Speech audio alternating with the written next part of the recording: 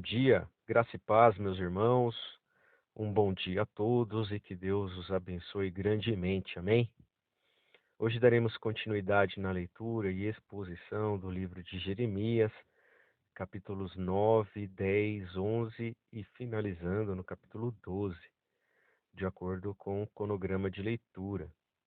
Jeremias, capítulo 9, amados irmãos, a partir do verso 1.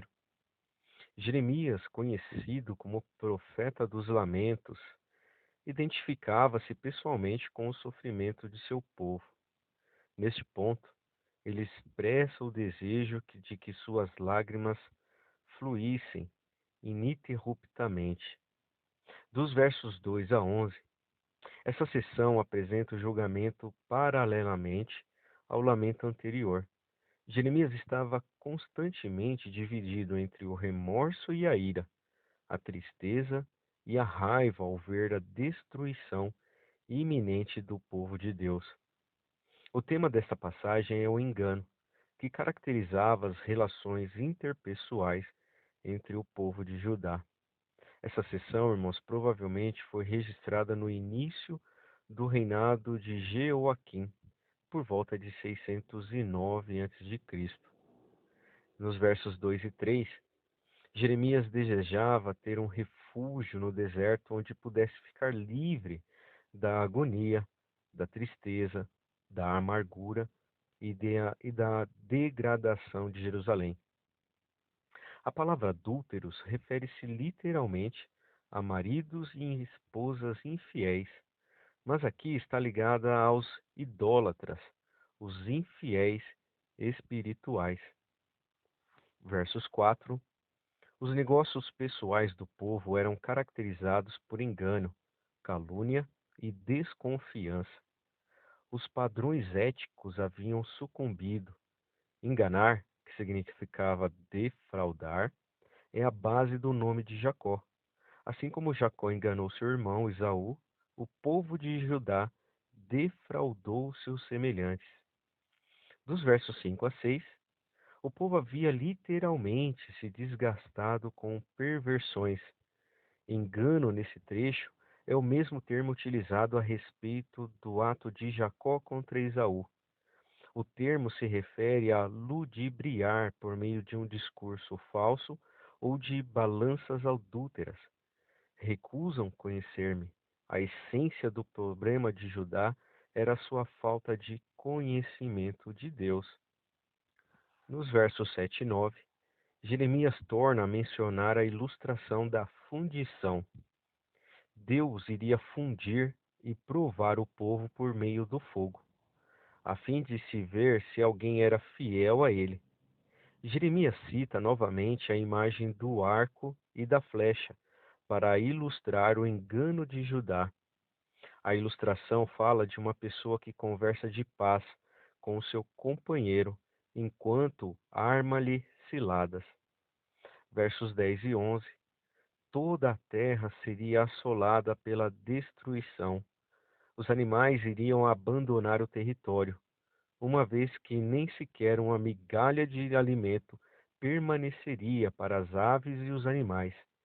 A cidade santa de Jerusalém iria tornar-se morada de chacais, onde nenhum ser humano viveria. Os chacais são criaturas do deserto que vivem muito distante de toda pessoa. Para que Jerusalém se tornasse um lar de chacais, o povo de Deus não mais estaria habitando ali. Dos versos 12 a 16, a explicação para o julgamento e o lamento resumidos em Jeremias 9, dos versos 2 a 11, é apresentada em forma de prosa, em três partes. A primeira delas é a introdução, Jeremias 9, 12. A segunda é a acusação, Jeremias 9, versos 13 e 14. E terceiro, na terceira parte, o anúncio do julgamento, Jeremias capítulo 9, entre os versos 15 a 16. Nos versos 12, o homem sábio observa e compreende a ordem natural e as obras de Deus no mundo que ele criou. Nenhum sábio seria encontrado entre os habitantes de Judá e Jerusalém. Versos 13 e 14 A infidelidade do povo em relação à aliança que havia deixado é indicado pela expressão não deram ouvidos nem andaram.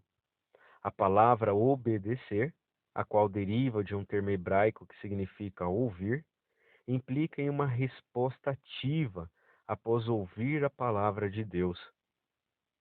Em vez de caminhar de acordo com a lei de Deus, o povo agia segundo o propósito ou a teimosia de seu coração. Versos 15 e 16. Água de fel. Esse termo, irmãos, é utilizado em Jeremias, capítulo 8, versos 14, para descrever o julgamento de Deus. Refere-se a algum tipo de bebida envenenada ou salgada. O povo de Judá seria exilado de sua terra prometida, até mesmo executado enquanto fugia, porque rejeitou a Deus. Nos versos 17 do capítulo 9, as carpideiras eram mulheres contratadas para participarem de funerais e expressarem a tristeza dos que sofriam. Jeremias chamou mulheres para cantar lamentos quando Josias morreu. E aqui nós temos uma referência interessante, lá em 2 Crônicas, capítulo 35, versos 25. Aqui são chamadas para lamentar o colapso de Jerusalém. Versos 20 a 22. O desastre iminente de Jerusalém era tão grande que o número de mortos seria grande de tal maneira que multidões de carpideiras treinadas seriam necessárias. Versos 23 e 24, irmãos. O povo com quem Jeremias contendia confiava em sua própria capacidade em vez de se apoiar em Deus. Gloriar também pode ser traduzido como gabar-se, que significa elogiar-se. A ideia é de que o povo deveria encontrar seu verdadeiro significado e dignidade no fato de conhecer Deus e poder celebrar os atributos divinos. Esse verdadeiro conhecimento do Senhor é decorrente de um relacionamento íntimo com Ele e é revelado por meio do caráter de uma pessoa. 3 atributos de Deus que Ele exige de seu povo são beneficência, que significa amor leal; juízo, que quer dizer julgamento; e justiça, retidão. Versos 25 e 26, e finalizando o capítulo 9. Deus iria punir ou visitar Judá, juntamente com o incircunciso, ou seja, com as nações vizinhas.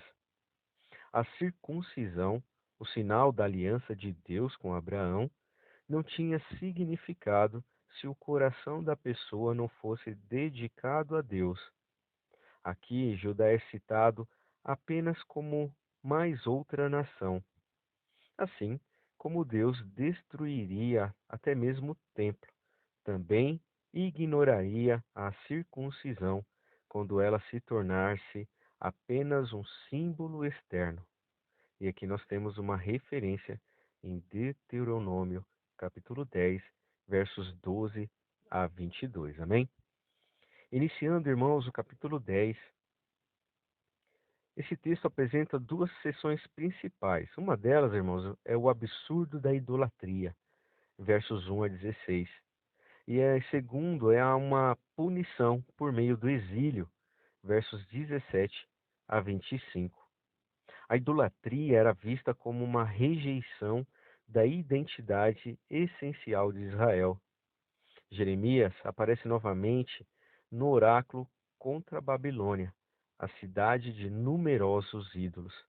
Nos versos de 1 a 2, capítulo 10, o caminho das nações era o ato de adorar fenômenos naturais por meio de ídolos feitos à mão e de imagens simbólicas.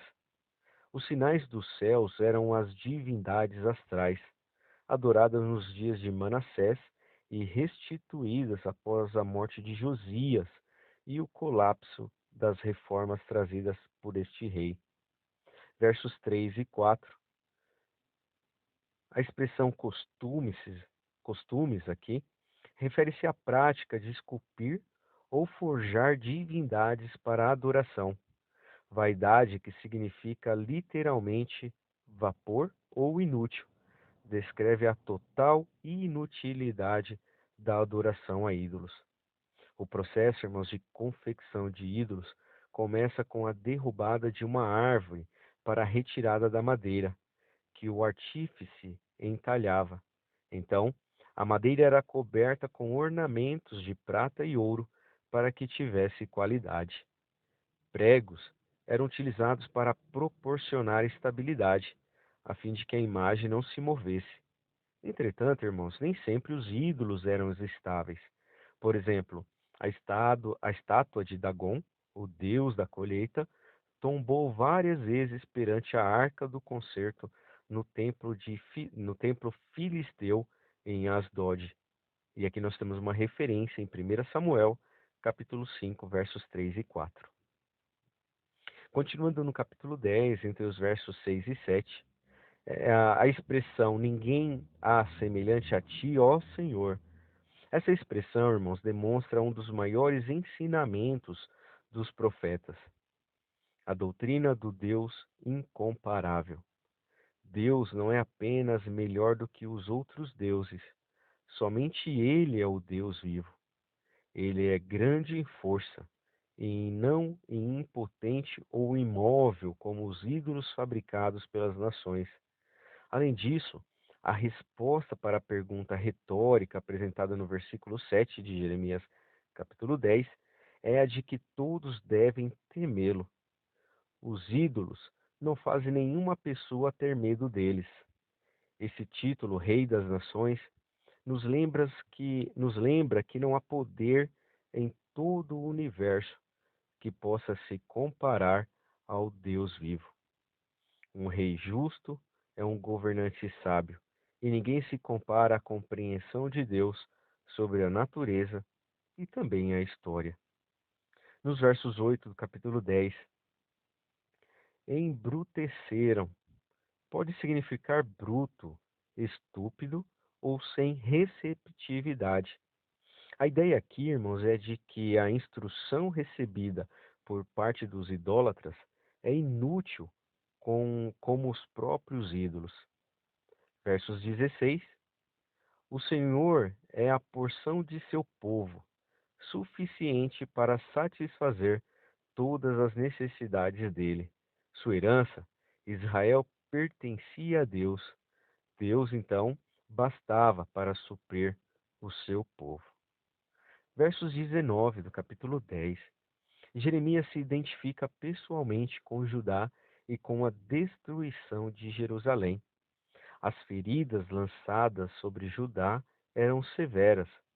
O texto em hebraico sugere feridas incuráveis, juntamente com as palavras quebrantamento e chaga.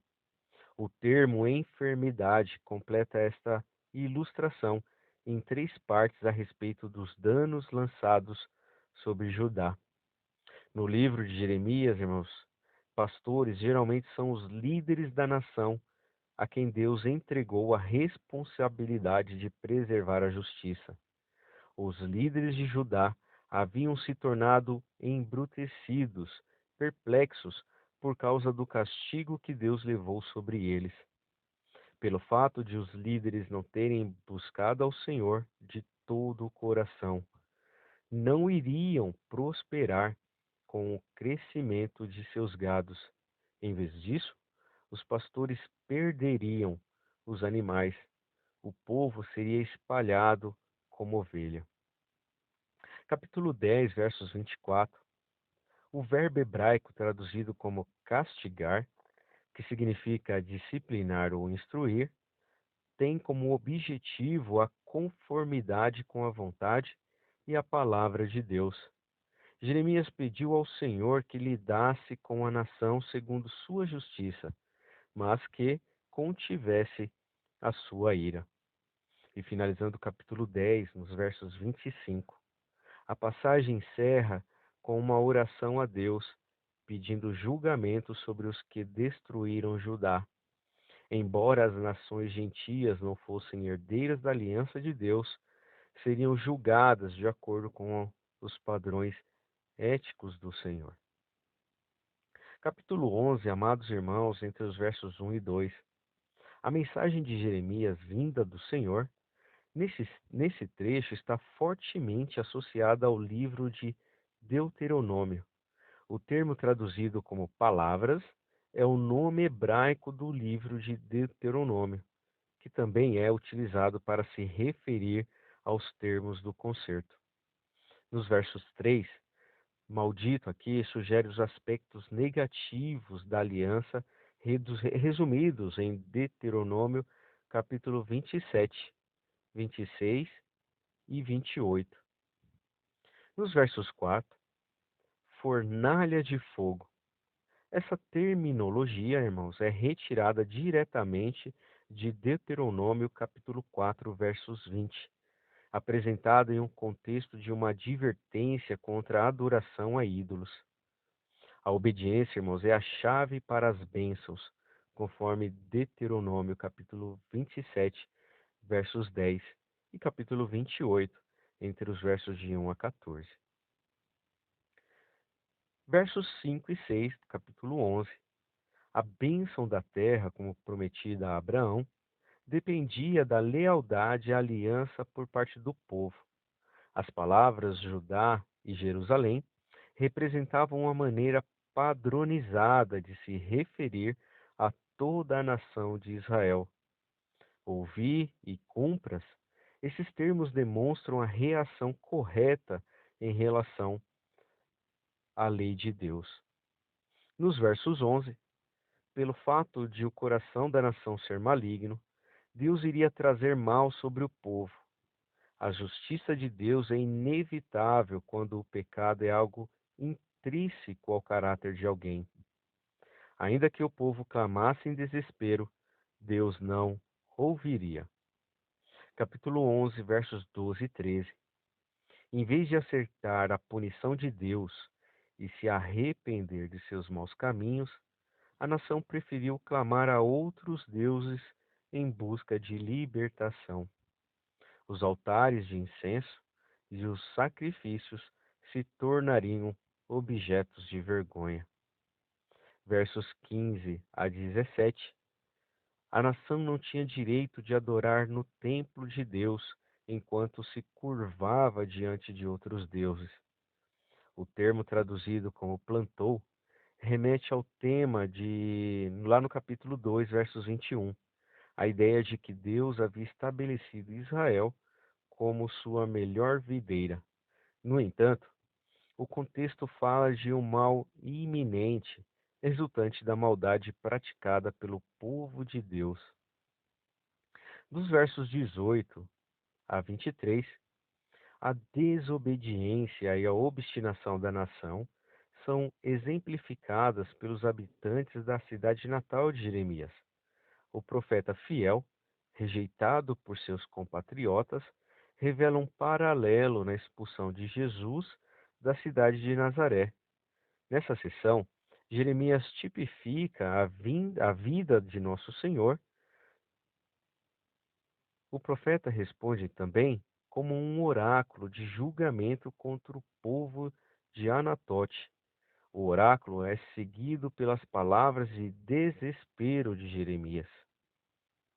As ameaças de morte que os homens de Anatote fizeram contra Jeremias devem ter sido bastante preocupantes ao profeta, pelo fato de Anatote ser uma terra natal.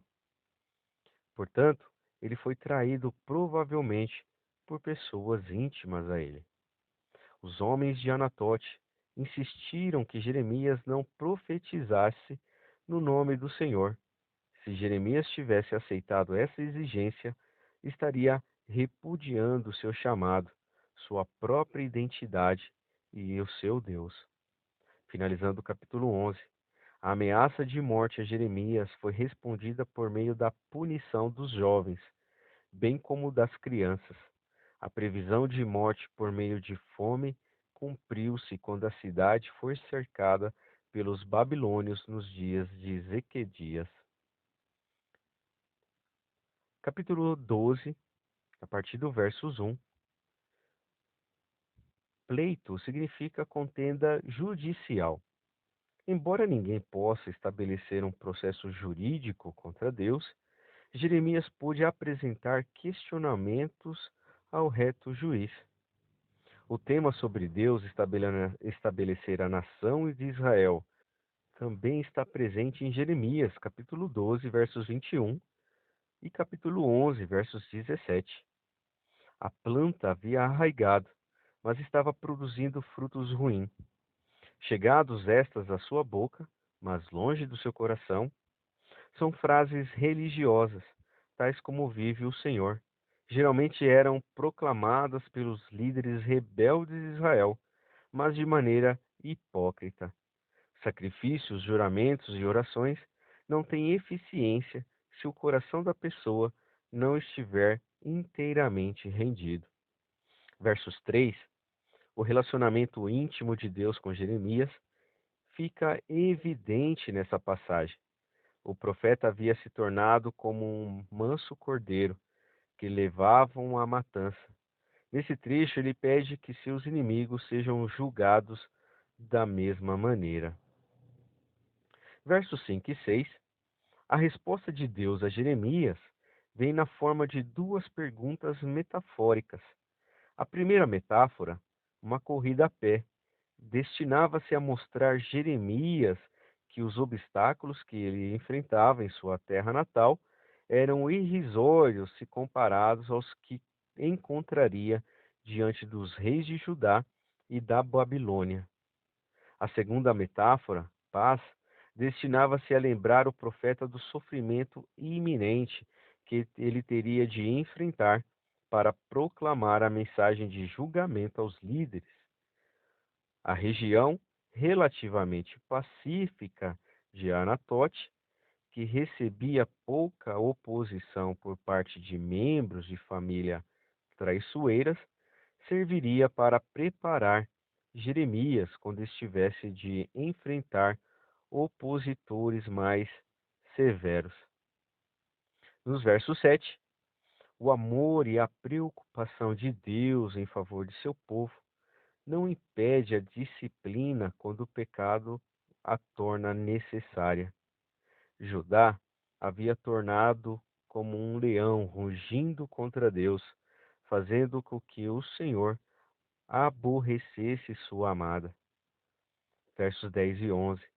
Pastores, nesse trecho, se refere aos reis estrangeiros que se haviam tornados agente de Deus para julgar Judá.